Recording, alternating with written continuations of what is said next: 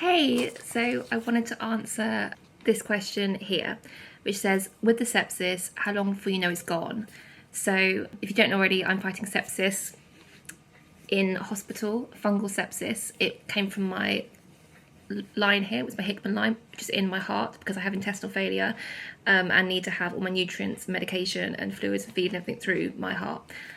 So that got a fungal infection inside it, which is right by my heart. So it had to come out, and a temporary line was put into my neck.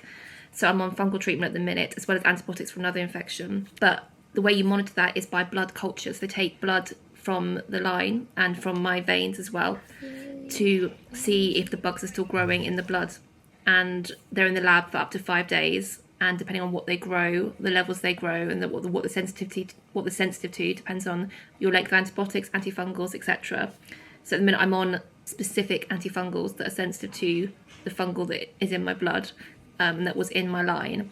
And then I have cultures every 3 to 4 days to keep an eye on what the levels are. And they also do special levels in my blood, measuring the fungal levels in my blood. I've forgotten what it's called, but there's like a specific blood test which measures the fungal. You can measure fungal and bacterial levels in your blood, actually, that are in your bloodstream. Obviously, you shouldn't have fungal or bacterial in your bloodstream, but yeah, I hope that makes sense. Basically, lots of tests, keep monitoring and watching the levels go down. And when they're at a safe level, we know there's no more bugs in my bloodstream. We then can put in my line back in. Unfortunately, not in the same place because that's now scarred.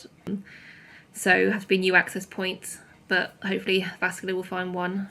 Fingers crossed. So yeah, it's a waiting game of treating the fungal infection and the sepsis, managing with the antifungals and antibiotics if needed. Like I said, I've got an extra infection on top which needs the antibiotics, and monitoring my symptoms, my pain, the fevers, sickness, all the stuff that comes with post-sepsis syndrome, exhaustion. And then after you've got the sepsis, it's working out what we need to do after that because of, well, everyone's different, but because of myself, ideally you wouldn't have these lines in your body, but I need the lines in to give me treatment and to keep me alive. So it's a catch-22 situation. But yeah, that's how we know when the sepsis is gone, is based on symptoms and patterns and blood levels and test results. Hope that makes sense.